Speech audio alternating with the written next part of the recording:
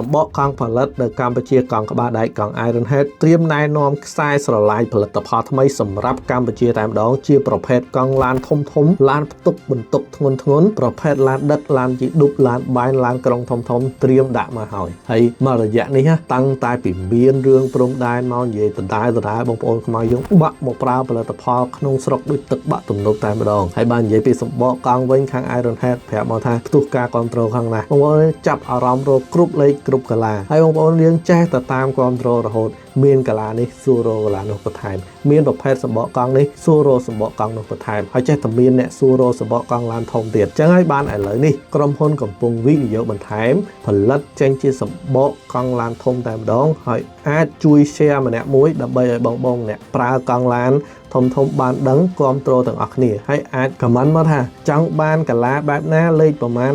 comment កំងទុកមុនបានហើយសម្រាប់តម្លៃវិញធានាជូនថាល្អតែម្ដងព្រោះរបស់ផលិតនៅខ្មែរយើងដោយស្នាដៃខ្មែរយើងនៅខេត្តស្វាយរៀងប្រើកស៊ូរបស់ខ្មែរយើងតម្លៃធូរជាងសម្បកកង់នាំចូលហើយចំពោះគុណភាពវិញរឹតតែមិនបាច់លើកមកនិយាយព្រោះដឹងស្រាប់ហើយកង់ក្បាលដែកកង់ Iron Head នេះជាប្រភេទកង់ដែលលក់ចេញនិងពេញនិយមប្រើនៅកាណាដានិងសហរដ្ឋអាមេរិកហើយនេះហើយបើសិនបើបងប្អូនជាអ្នកប្រើប្រាស់ឡានធំប្រញាប់កក់កំងជាមួយនឹងដេប៉ូលក់សម្បកកង់នៅចិត្តបងប្អូនបំផុតនឹងអាងបានប្រើមុនគេហើយបើមិនមែនថាអ្នកត្រូវប្រើសម្បកកង់ឡានធំទេក៏ជួយចែករំលែកវីដេអូនេះមួយ share វីដេអូនេះមួយដល់បងអ្នកប្រើផងគ្រប់គ្រងផលិតផលផលិតនៅកម្ពុជាលើកស្ទួយសេដ្ឋកិច្ចជាតិយើង